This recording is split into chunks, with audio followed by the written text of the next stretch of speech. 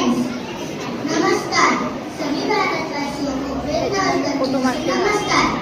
कभी ठंड में ठिठुर कर देख लेना, कभी तपती धूप में चलकर देख लेना।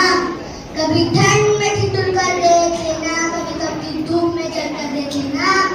कैसे होती है हिफाजत देश की, कभी सरहद पर चल के देख लेना। दोस्तों, 15 अगस्त के इस पावन अवसर पर मैं आपसे कुछ कहना चाहता हूँ।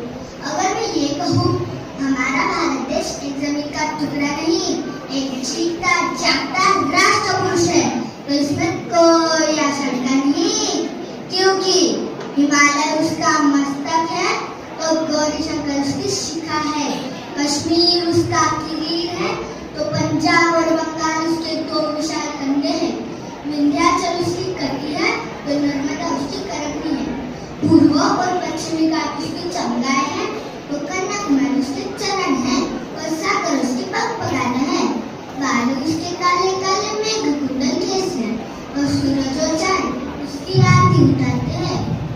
दोस्तों, अर्पण और समर्पण के इस पवित्र भूमि वाले देश में एक और जहाँ भगवान राम के रूप में, कभी कृष्ण के रूप में, कभी परशुराम के रूप में तो कभी गौतम बुद्ध के रूप में अवतरित हुए, और वहीं दूसरी ओर हमारे देश के गौरव वीर सावरकर, सुभाष चंद्र बोस, चंद्रशेखर आजाद, भगत सिंह, राजगुरु, सुखदेव जैसे परिचरित्र भी हुए।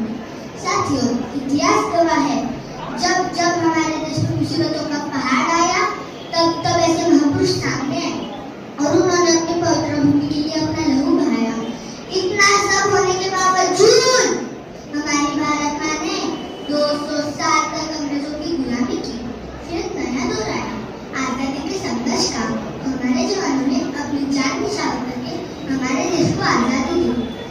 आज देखो, यह नया भारत इंडिया 2.0 जो घर घर तिरंगा लेकर आ रहा है, जिस दुनिया ने भारत को थर्ड वर्ल्ड कंट्री कहके हादसे में डाल दिया था, आज वही 21वीं सदी का नक्शा बना दिया है तो भारत सबसे टॉप पे नजर आता है।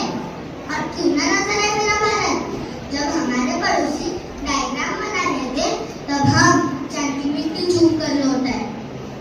आज पूरे विश्व के कामयाब लोगों की लिस्ट बनाओ, उसमें 10 में से 7 हिंदुस्तानी होंगे। यह तो सिर्फ शुरुआत है और ऊंचा